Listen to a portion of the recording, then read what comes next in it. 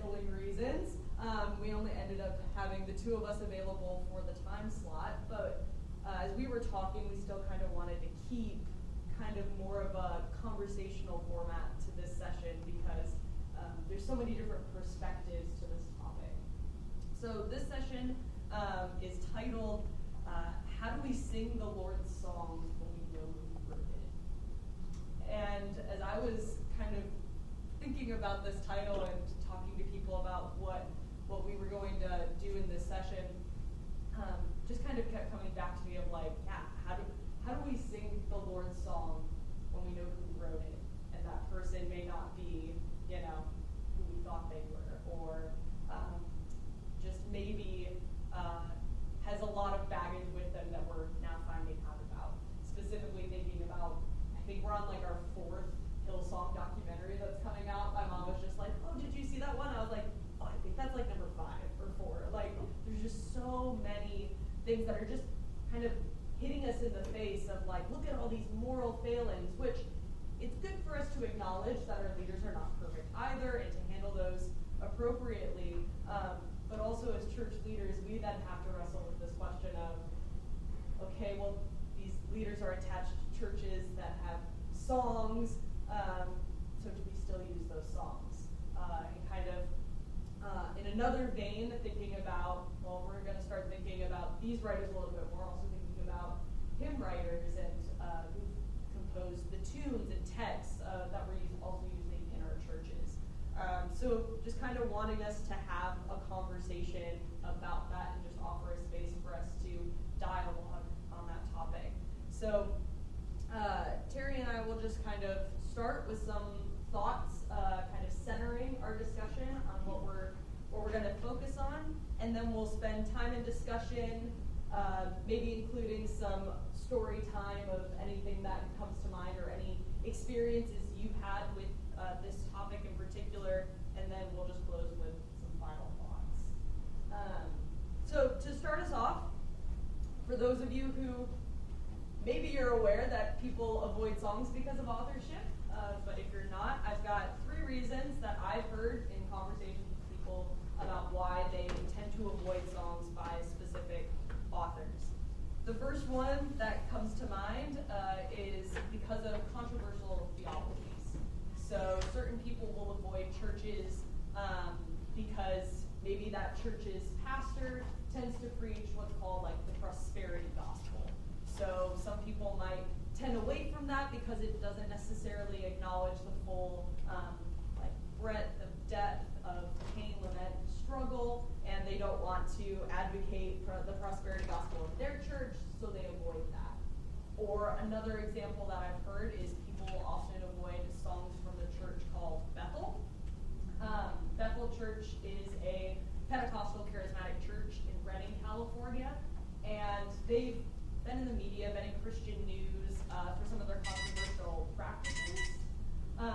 One of those being grave soaking. That was one that they got a lot of heat for. Those of you who aren't familiar with the practice of grave soaking, it's this idea that you would lay on the tomb or like on the grave site of a saint, trying to take the holiness that they had into your spirit, kind of an idea. And they do some other things in their churches, and some people look at that and they go, for that reason, they say, we're not going to sing Bethel songs. The second reason why people avoid songs often is the one that I started with, scandals.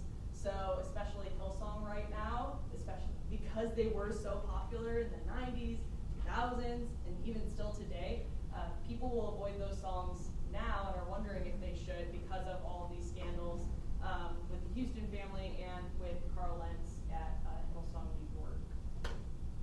And then the last reason that I've heard for people who avoid songs, these people are the people who are maybe a little bit more aware of the money flow, the cash flow. So they will sometimes specifically avoid songs because they don't want money to go to those organizations or churches or institutions. So kind of related to the controversial theologies and scandals, they're very specific about the money flow. When you use a song, those people get paid. There's also cash flow in bundles, but this is specifically in contemporary worship, you're picking specific songs that are then getting reported, and then those organizations pay those artists the appropriate amount for using their songs. So those are just 3 reasons. Kind of, maybe some of those are familiar, maybe all of them are familiar. But I think another side to this is thinking through some of the difficulties of even figuring out who the artist is, figuring out who the original author is of a song. And I think this also can apply to a traditional hymn singing setting, unless you look at the bottom and actually pay attention to the names at the bottom. In contemporary worship, so many people cover one another's song. So one artist will write it, and then another artist will then cover that song and release it under their name. And so when the church finds it and a worship leader goes to plan a song, they may be thinking it's by one artist, but it's written by maybe an artist from one of these churches with controversial theologies or associated scandals. So covers make that really difficult. And then the other thing that makes it difficult is songwriting partnerships that aren't necessarily highlighted. So while hymn texts are often written by one person, though I think they are starting to become more collaborative, a lot of contemporary worship songs are written by multiple people. And sometimes an artist may release a song, but it was written with someone from one of these churches with a controversial theology. An example of that being Phil Wickham. He's a really popular artist right now. He has released a song called Living Hope. Living Hope was co-written with Brian Johnson from Bethel. For those who love Phil Wickham but don't want to sing Bethel songs, probably aren't aware of that connection of a Bethel worship leader helping write a song that they may be singing by Phil Wickham. So the kind of hidden authorship really came to light for me last night, or 2 nights ago. So this week I'm helping with Worship Lab. We did like a worship trivia. And I put some questions on there of, who originally wrote this song? Just to see, who's been paying attention. And what I found is I put up a few, and I'm curious, if any of you know these songs, I'd be curious to see if any of you know who wrote some of these. So the popular song Waymaker, is anyone familiar with Waymaker? So most people would think that that's by Michael W. Smith or Leland, but actually, yes, Sinach, who's a Nigerian gospel artist. So we wouldn't know that because we receive it through these other artists. But that authorship is actually not even American. It's from a completely different country. A couple other ones. I think she was here last year. I keep mixing up my years. But the song Indescribable.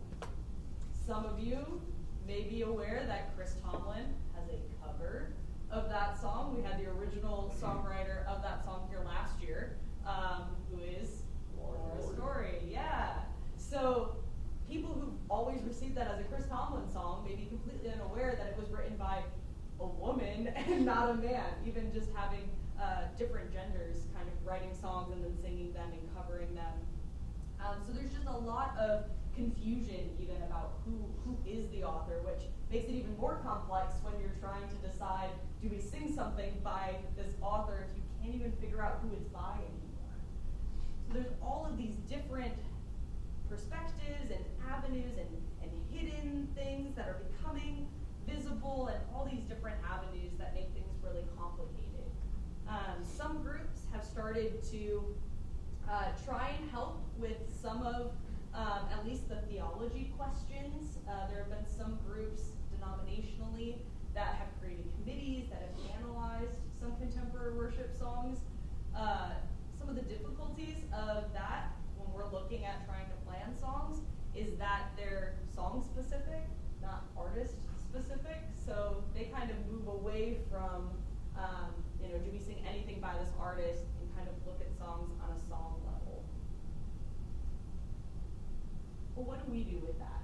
right? How are we supposed to engage with that?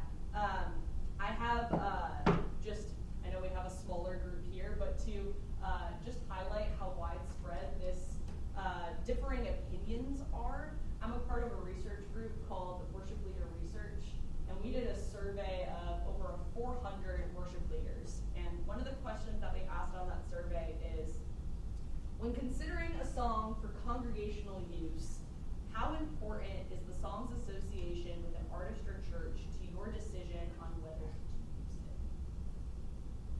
40% said it was important. 44% said it was unimportant. Almost like the exact same percentage of people saying, yes, it's really important, or no, not really that important. One thing that I found interesting, and it's good to see that we have some different generations in here, because I'll be curious to see where our conversation kind of lands and goes. But when we kind of looked at our responses and sectioned it based on generations, we found that 46% of worship leaders from 18 to 34, so kind of the younger worship leaders, 46% of them said it was important. And then 35 and up, so some of our older generations, only 34% of them indicated that it was important.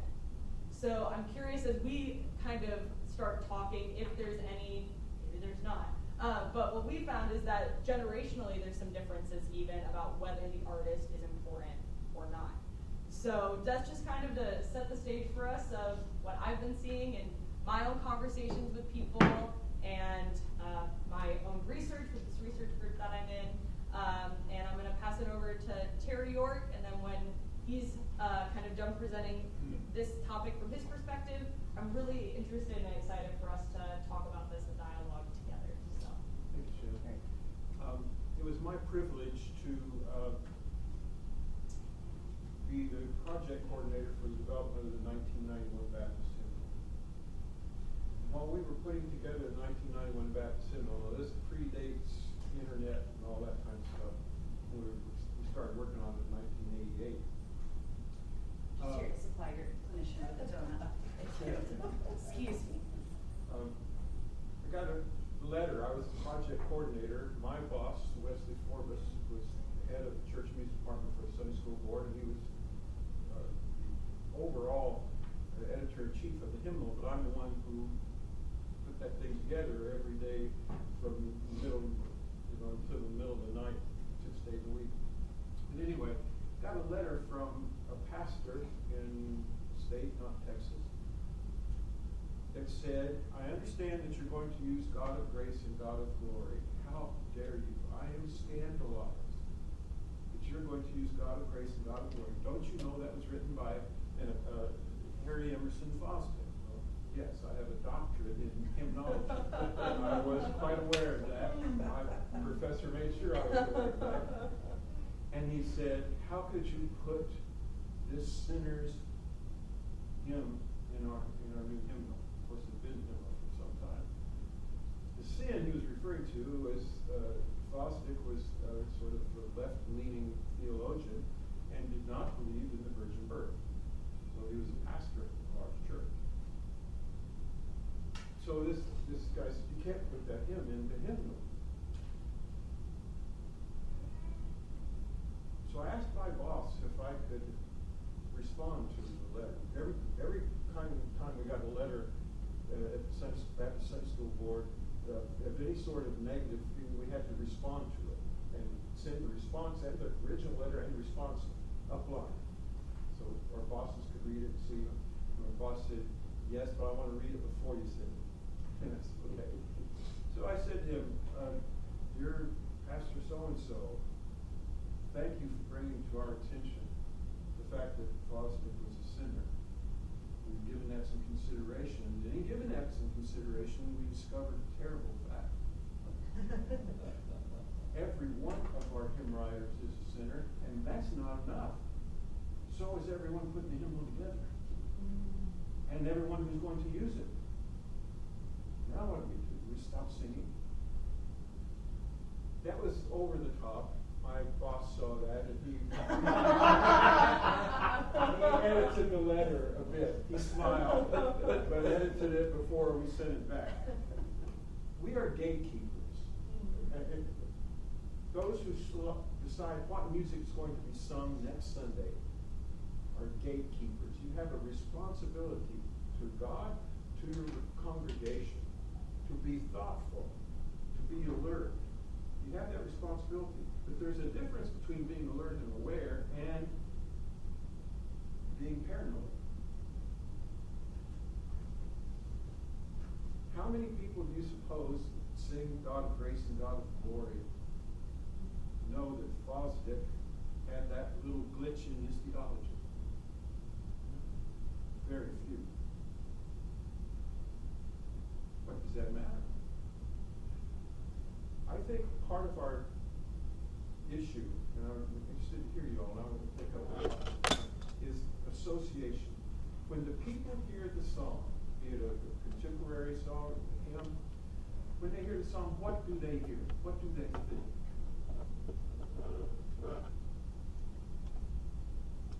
If they, when I was a youth, believe it or not, I was in a church long enough that I was, long ago, I was a minister of music to youth. Those poor kids.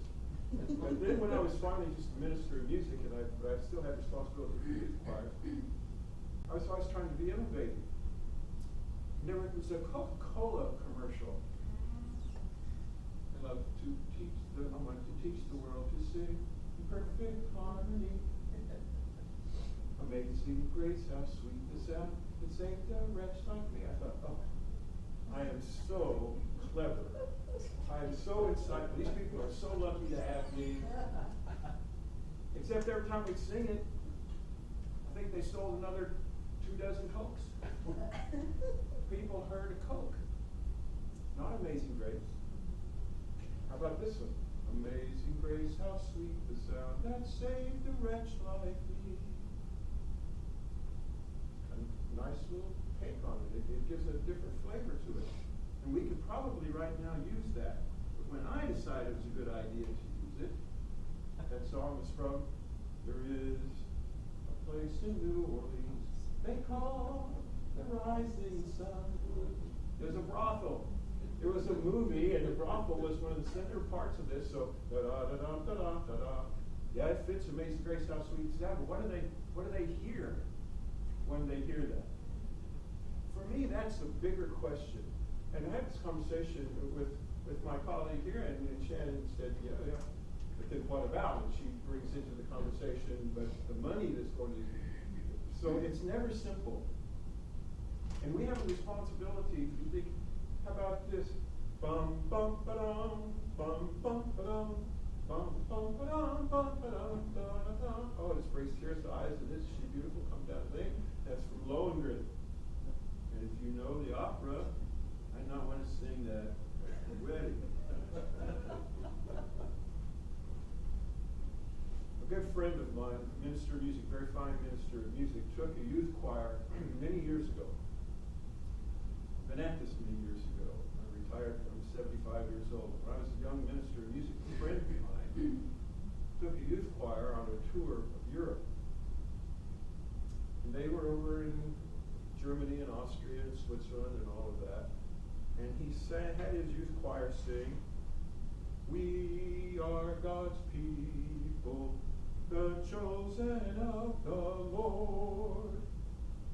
And an elderly woman stood up, let out a little yell, and fainted. Why?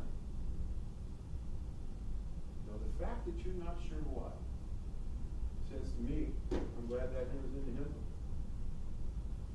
But you have to be responsible. You have to think. That was the marching song for the Nazis when they took over Germany. Brahms, it's from a Brahms symphony.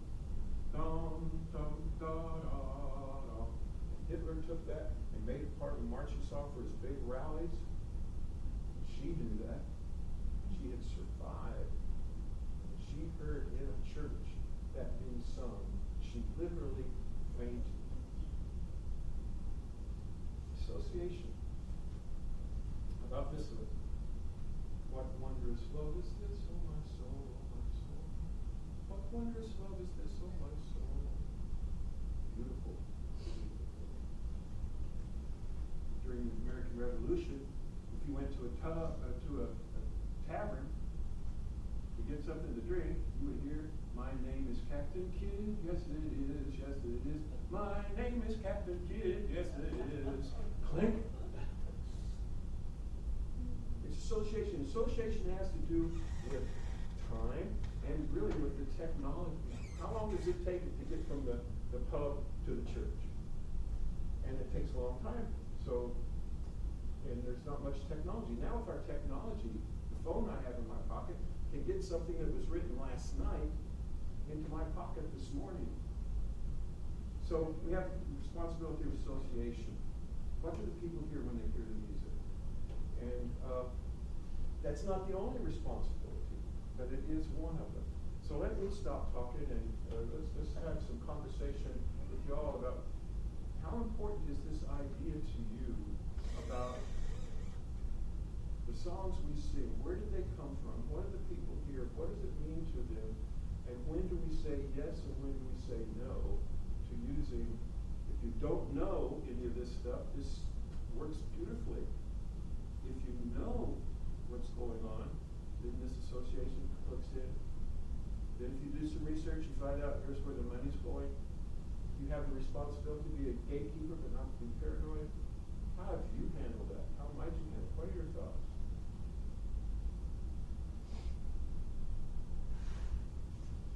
Or is it even a thing to you?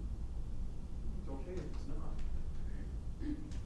There's one hymn, excuse me, in the United Methodist hymnal, which is where I serve, that again was a hymn reflective of the Nazi regime. And for a 30-year period, I've served in a community of Air Force, and Air Force retired. And some very, going back to the Army Air Corps and things like that, in their history. So knowing that where that hymn came from, beautiful tune, I cannot just really think of it on the spot, but I've avoided it. Most of that generation are gone now, so hopefully it will become something I'll feel freer to use. But I teach, and I don't think our congregation, my congregations, are oblivious to hymn history. So I love to share the history of hymns and the composers so that they understand too what we use a lot. And it's interesting you mentioned that we have so many Air Force people. When you serve a church like that, close to a base, how does this hymn sound to your Air Force base, Army base? Onward, Christian soldiers, marching as to war, with the cross of Jesus going on before. It's Air Force, those guys, those gals, Army, Navy, Marines, who might get deployed tomorrow on Monday, and Sunday we're singing Onward, Christian soldiers, marching as to war. What do they do? What do they do? So you have to know your congregation. And this may change from congregation to congregation. I've seen my grandparents hug the hymn and sing Onward Christian Soldiers with tears in their eyes. But I wouldn't use it church just outside gate of Marine Base, Army Base. So that came to mind, yeah. Knowing your congregation is a very important part of this. What do they know? What might they be aware of? What if one person in your congregation knows about this? The other 300 don't know about any of these issues. Now, it's your responsibility as the gatekeeper. I was in the Marine Corps for a while. We used to have a little saying. Some very angry guys. I don't know why they're so angry. They wore Smokey the Bear hats and welcomed us to the Marine Corps. And they would have this little mantra: the more you sweat in peace, the less you bleed in war. So it's our responsibility to sweat in peace. That is, to learn about our congregations. What do they know? And keep us from having unintended and unanticipated wars with the congregation.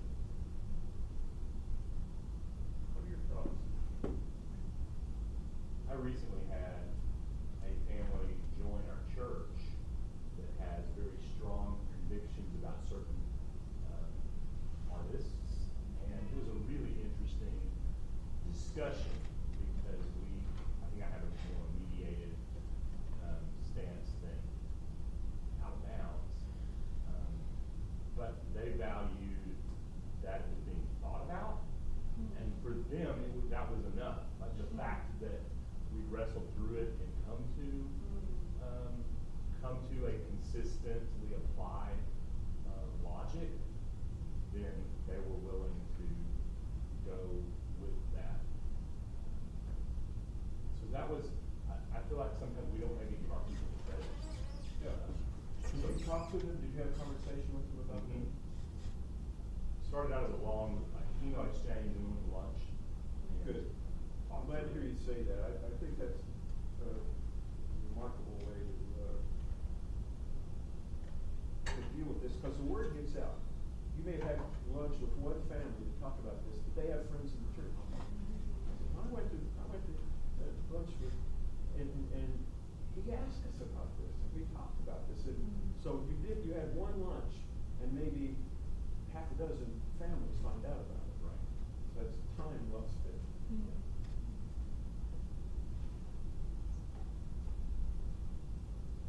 What are you thinking? It's okay to experiment, put it out in the air and see what folks say.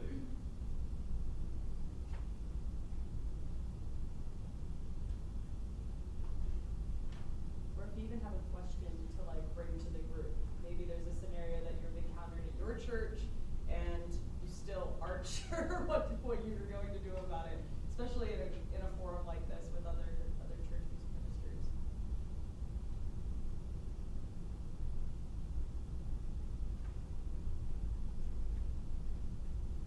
I guess like with my congregation, they've been stuck in a rut, and it's trying to bring them out to just even experience this. So like we're just now looking at contemporary stuff from the early 90s. Mm-hmm. And well, it's not in the hymnal, we can't sing it. Your hymnal was last revised in 1982. And so there's been other things written, but how do you even bring in even newer stuff than 1992? Get a newer hymnal.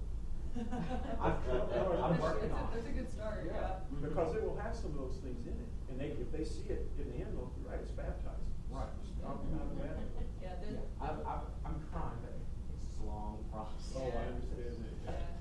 Yeah, I found that even in a lot of contemporary worship contexts that I've been in, those older 90s, 80s, 70s, like just choruses, often the people that I'm talking with actually just call those hymns. Yes. Like all the time. And I'm like, well, I grew up mostly leading Spanish contemporary worship. And so like we call those coritos. We have some that are both in the hymn. It wasn't until maybe 2.5 years ago that I realized like when the saints go marching in was in the hymnal. And until someone was like, Ale, that's a hymn. Like it's not just un corito that we sing, it's actually, I'm like, stop, like my mind is blown. And so like I've seen that bridge between, I mean, my context where I grew up singing solely in Spanish and now exploring more of the English context and just the American church. I'm like, wow, like there's just so much that goes on with that specifically. Like there's one, if y'all ever heard the artist Michael Fleet, he's a very prevalent artist in Latin America. Everyone and their mama, excuse the expression, knows him.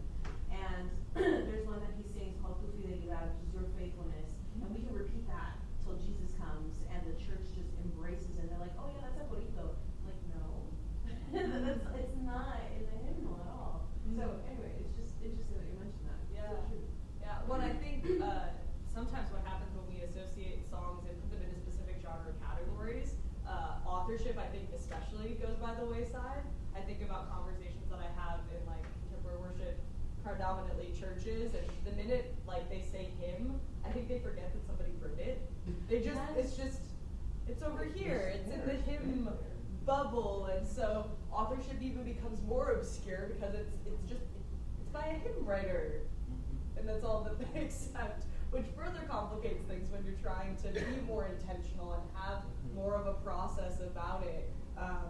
So even the way that songs get categorized complicates the issue. I've actually run into this issue. So I, while at Westview, under the direction of Paul Major, I really appreciated his approach on worship. But even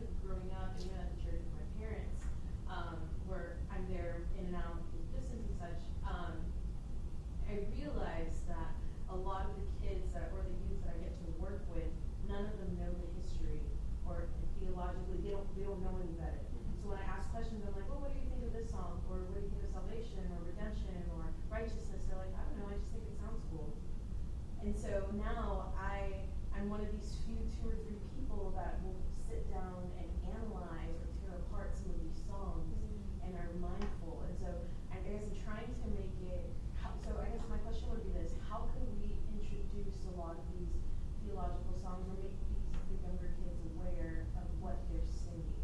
You know, I loved going back to the hymnal. It's, again, somebody even mentioned, like, been baptized, you know, it's like, okay, we can use these songs.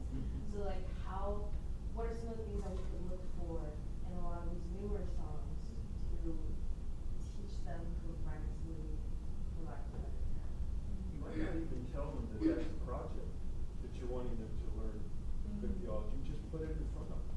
If they like the tune and they're going to memorize that very quickly and they're going to fall in love with it, give them good theology. Why would you give them bad theology?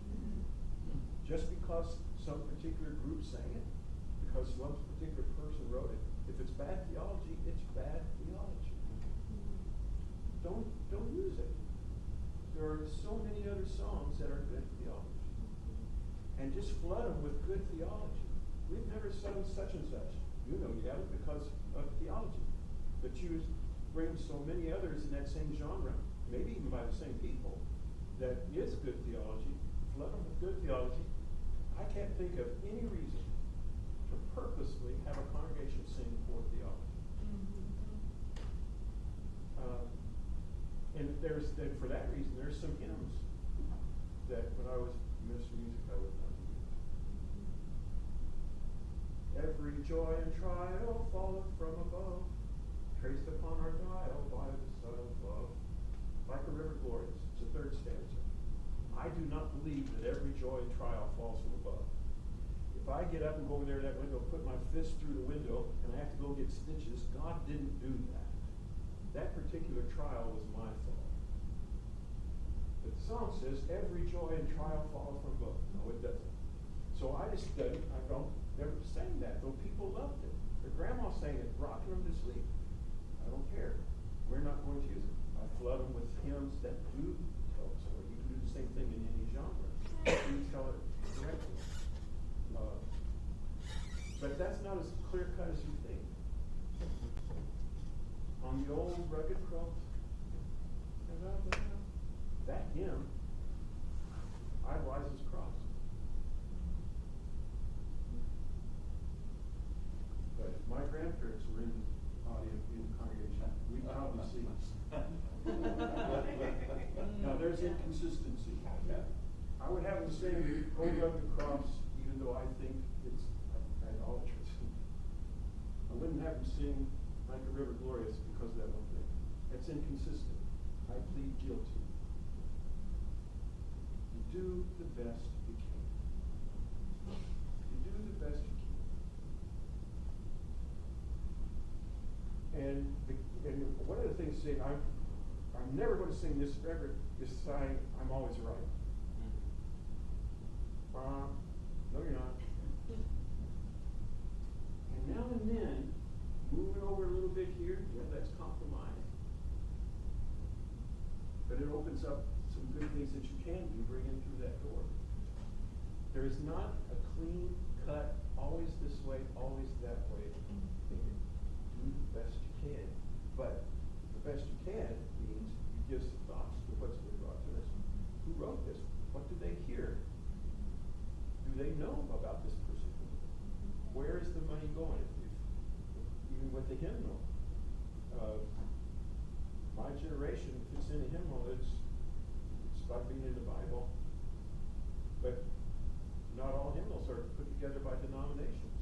A lot of hymnals are put together by commercial companies. And their purpose for putting out a hymnal is a little different than why the Methodists put out one, why the Baptists put out one. You are a gatekeeper. Don't be paranoid, but be alert. And know your people, know your congregation as well as you know your hymnal, or as well as you know whatever your source of new songs are. Know your congregation as well as you know your people, your songs. And then make the two come together. And you're not going to bat 1,000. Now and then you're going to make a choice. I don't know. Do better the next time. Always do the best you can. I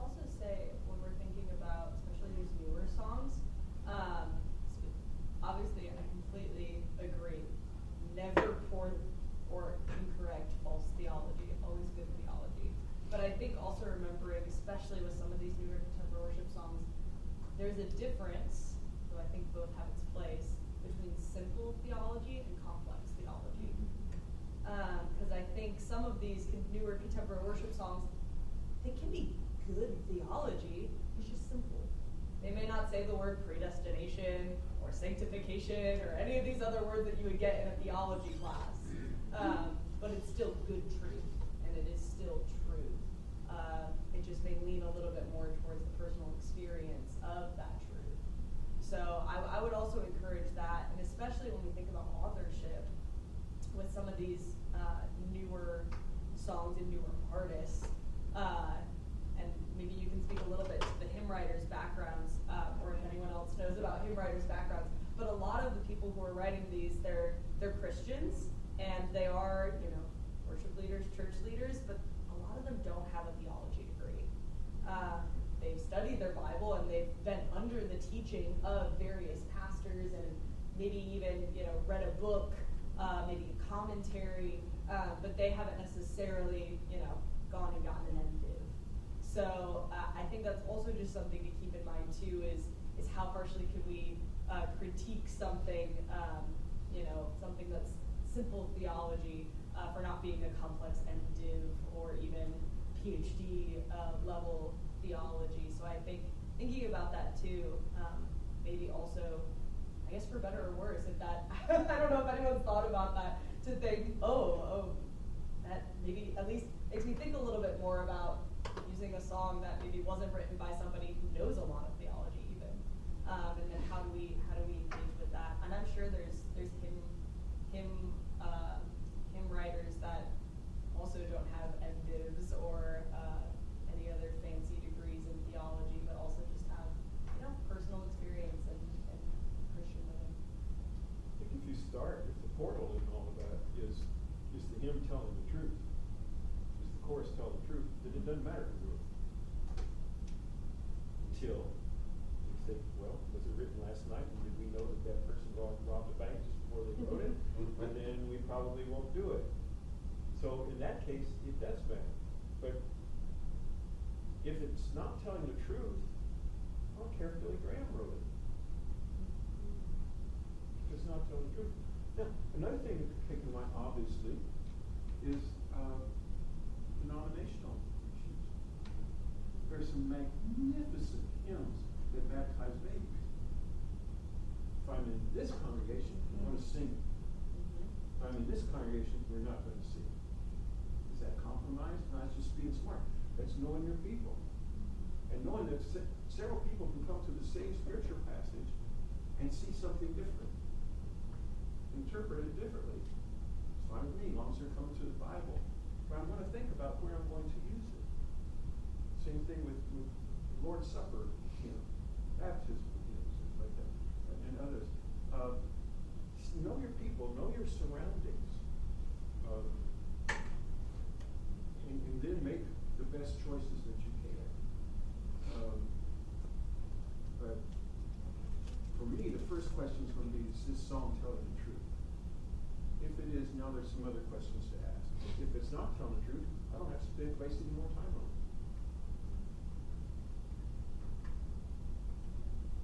However popular it may be. I'd be curious to hear from anyone in here. I know you shared a story earlier about a song that you chose not to use for a while. Is there any songs that any of you have ever maybe chosen not to do, or maybe thought through and then decided to use for some reason? And we may have differing opinions, but that's okay.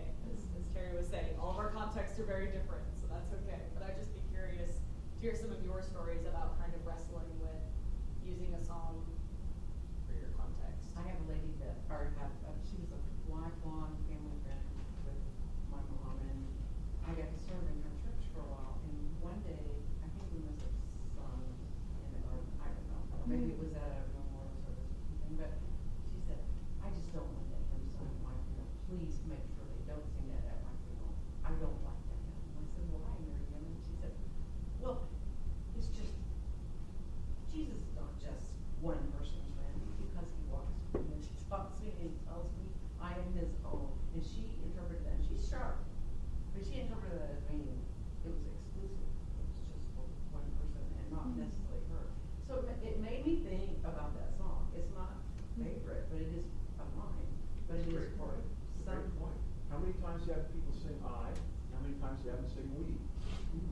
why. Why are they singing I this time? Like that hymn. Why are we singing we this time? And do that on purpose. Ask why. Of yourself. We're going to use this song. Why? We're not going to use the song. Why? And that's one of the most important questions in the world. And so, yeah, there are times when for the congregation to sing I makes sense. Most often, since they're a congregation, I think we make sense. But you're the one, you're the gatekeeper. You decide. It's okay to use it. This one today, this one next Sunday. You have to make those choices. Does anyone else have a story of a song that they wrestled through, or maybe heard someone kind of be in dialogue with? I think one thing that you gave the dichotomy of like paranoid and gatekeeper, and I think for me it was paranoid and asleep at the wheel, like be aware of what's going on in cultural context. So there are a couple of Vicky teaching texts that I had used pretty extensively, and then several things happened with her that were like very public for a time. And I kind of pulled back and stopped using them while it was more public. But then as, I think 7 or so years have passed now, there's that opportunity to re-engage, because when someone looks it up, there's not other articles or something popping up. It's the first thing they see.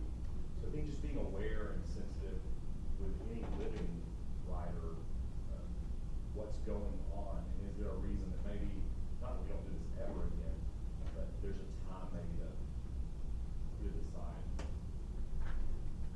That's good. I think it is helpful to have that context because of what Terry was saying about associations. Right. Yeah, really, really important.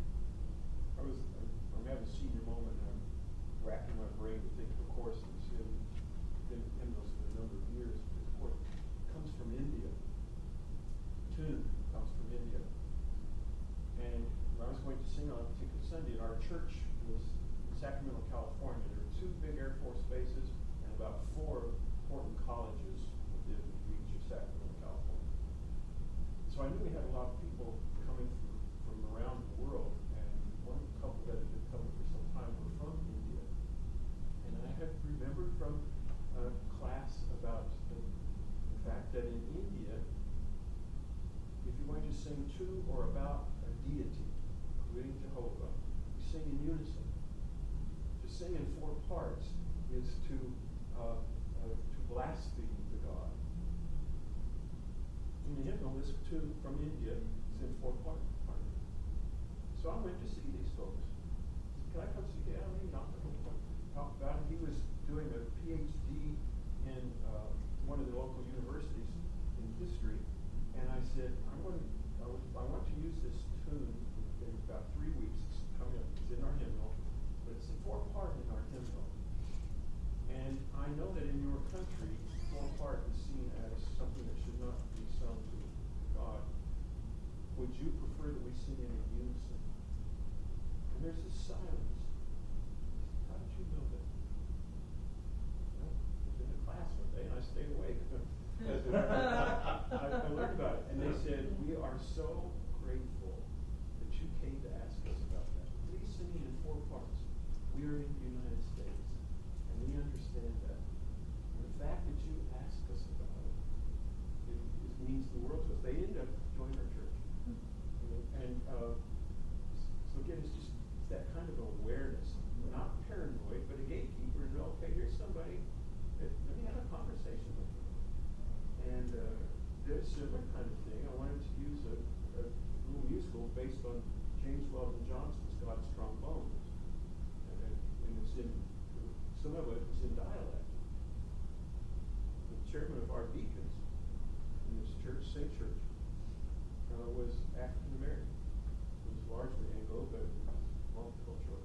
So he said, you need to take me lunch. He took me lunch and said, I want you to read this. This is in dialect. And I said, should I use this or not? The choir. He said, yeah, go ahead and use it. It's great music. But let me introduce it.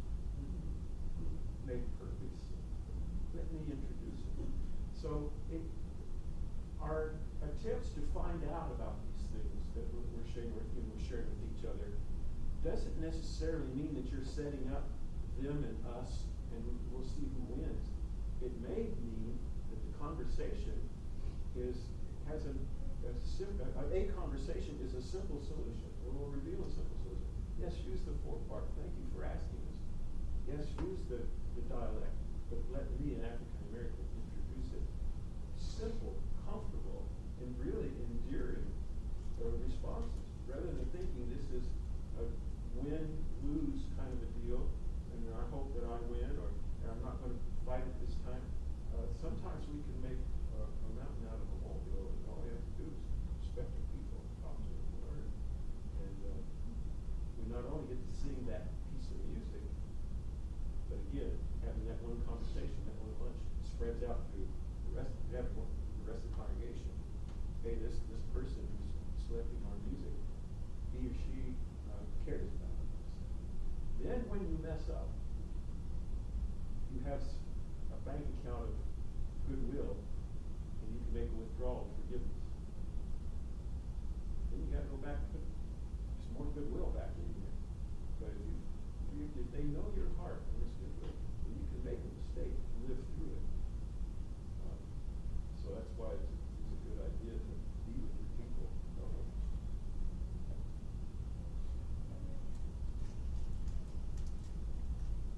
Anyone else have a song that they personally won't use because of who it's associated with?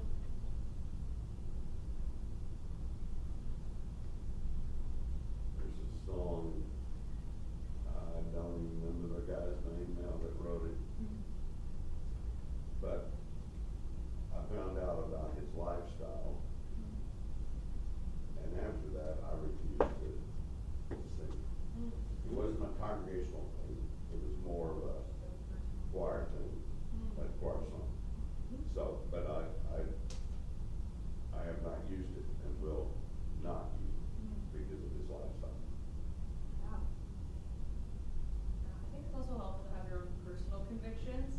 It's good to think about associations, but also, I mean, you're the one who is still choosing to lead the song and be the person who selected it, right? You are going to be the one that people come to and say, why did we sing that song? So being able to have your own personal convictions about it as well is really important. I'd be curious here, I think the song's old enough that maybe some people here would know about it. Do any of you remember the song Healer by Mike something Mechi or whatever? That's the one story that I've told to students before when we talked about authorship. For those of you who aren't familiar with the story, this gentleman was a worship pastor. He got cancer. Turns out he didn't get cancer, and faked having cancer, like fooled everybody. But he had written a song that was sung and was actually one of the most popular songs, I think, in the early 2000s. And it was called Healer, and it's a very popular song still, but the chorus is, I believe you're my healer, I believe you are all I need. Carrie Joe covered it later. Again, covers make it really difficult to know that song was originally written by a guy who faked having cancer. So just having your own personal convictions, doing some research to even have that information with you, again, because you might have one person in your congregation that does know that story and would be like, why are we singing the song by the guy who faked having cancer? I don't agree with this song. So being able to have your own personal convictions in addition to thinking about other people's associations is really important. Just go sideways with that. I've been reading the Bible, and so I've been in Kings and Judges and Isaiah and all of them. But anyway, I keep reading about how God used those evil kings. Right. You know, and I just think, okay, God can make good out of whatever God chooses to make good out of, you know? So that hit me. I thought, oh, there's another example of where the guy's wrong. You know? He messed up. But can God use that? And I guess this comes down to what you feel like if you personally can handle that. Yeah, and why would you go ahead and use it? I'm not saying you shouldn't. But to ask the question, why should I go ahead and use it? Is there another song that makes the same point? Is there another And song? I can That's go right. around And that I have not just given you a right answer. What I've given you is an important question. Why would I use this? Is there another way? These questions are very, very important. I recall we were putting together a 1991 hymnal. I can't remember exactly. It was a Mormon hymn, Latter-day Saints hymn, for all the saints. For all the saints. We were going to put it in a book. And we had some people on the committee from Salt Lake City Baptist Church, Little Baptist Church in Salt Lake City. And they said, could we please not put that in the book? We are inundated with the Latter-day Saints. For them, that was a huge problem. We cannot sing their tune. And we said, well, then don't sing. Must it not be in the hymnal? And they said, for us, we won't use it. We ended up not putting it in for one little church in Salt Lake City. Because we thought, how much is that in the spiritual memory bank of Baptists? Well, they know it, but they don't hum it while they're taking a shower. So we didn't put it in. You have to make a choice in the moment, in making the best choice you can. Someone asked Harry Truman years and years after World War II was over, would he drop the atomic bomb now? He said, I made the right decision with what I had in the situation at that time. No, I wouldn't do it now. And that's I'm going to say my little thing here and now I'll shut up. But it is very, very important that you ask the right questions instead of carrying around in your pocket a list of the right answers. I'm not saying there are no right answers. I'm not saying that. There are right answers. But I want to keep those answers. Do I believe the virgin birth? Yes. That's not up for grabs. Do I believe that Jonah was swallowed by a whale? I don't know. If he was, great. If he wasn't, that's okay. My salvation doesn't depend on it. Is that inconsistent? I've already pled guilty to inconsistency. Because whys give us some wiggle room. So let's ask ourselves when we're getting ready to sing this particular song. Why this one? Oh, here's why. Yes, let's sing it. Why this one? Yeah, it's a little iffy for any of these reasons we've talked about. Let's not sing it. It's not worth the hassle. When we can find another, it's not worth the risk. When we can find another one that says the same story. It tells the same story, but it doesn't have the baggage. So think about having questions on the tip of your tongue more than a list of solid right answers. Yes, there are right answers. But our world questions them. Let's join the congregation in asking questions. And then do the best you can. Just do the best you can. Make the best decisions that you can make at the time. If you learn something different later, then do something different later. Do the best you can, and then cut yourself some slack. It's difficult, isn't it, to allow someone to give us grace. Forgive us and give us grace. That's humbling. It's a little more difficult to extend grace. The hardest thing in the world is to extend grace to yourself. Cut yourself some slack. Oh, I did that. I wish I hadn't done it. Then I'll never do it again. And if you need to forgive, ask forgiveness, do so.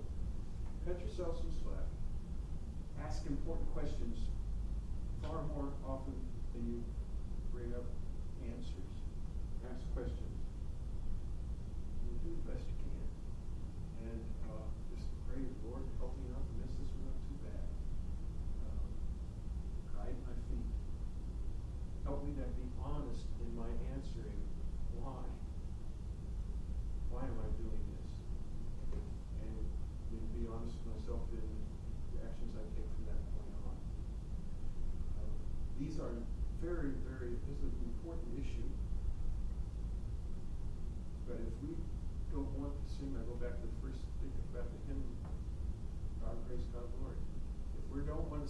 anything written by a sinner, then you just need to keep your mouth shut.